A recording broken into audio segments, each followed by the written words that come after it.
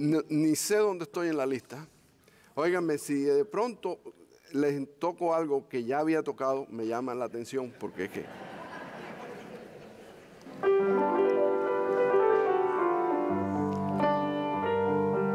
¿Ustedes conocen esto?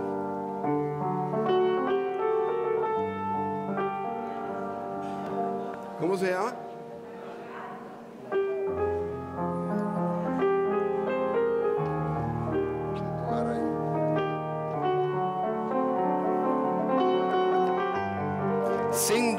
Sindo Garay escribió esto.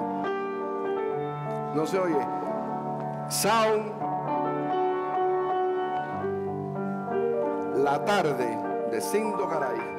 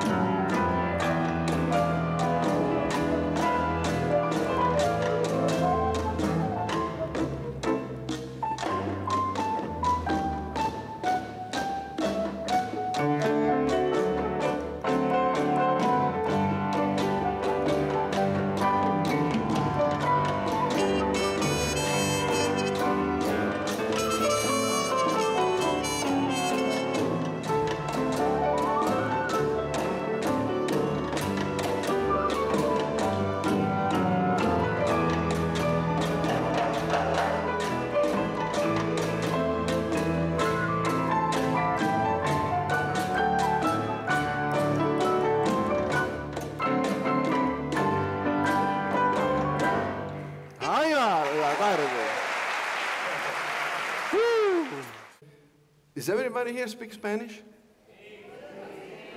Does everybody speak English here?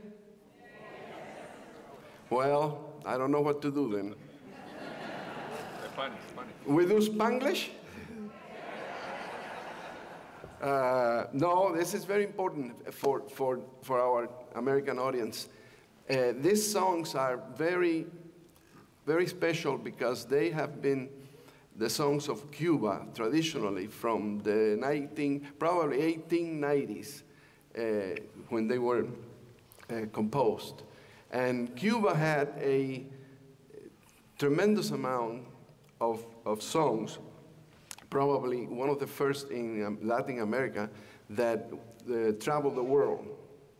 The songs from Cuba went to Europe, and they stayed popular for many years, and most of the great singers interpret those songs.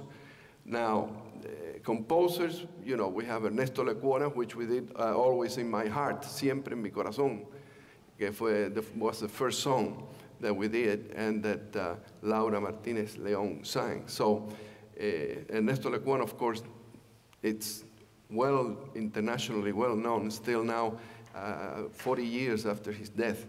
So this one that we just did is called La Tarde. La Tarde is from Sindo Garay, one of the foremost Cuban composers, also 1920s.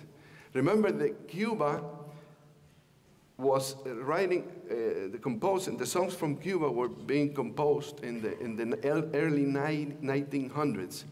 And they were based, of course, on the type of contradanza, and the danzón came right on after that, which is internationally known too, the danzón.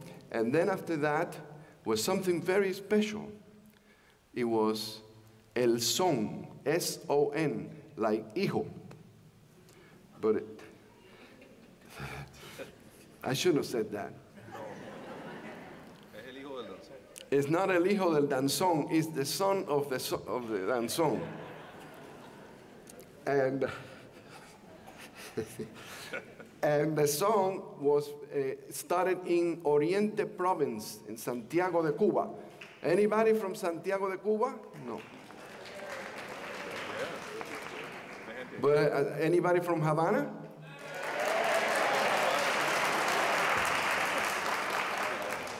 Yeah, those of you that are, a lot of people were born in the little countries, but they said that they were from Havana. Once they got here, everybody's from Havana. Yeah, we know that story. But anyway, so el song was created in the 1920s and started in Santiago de Cuba.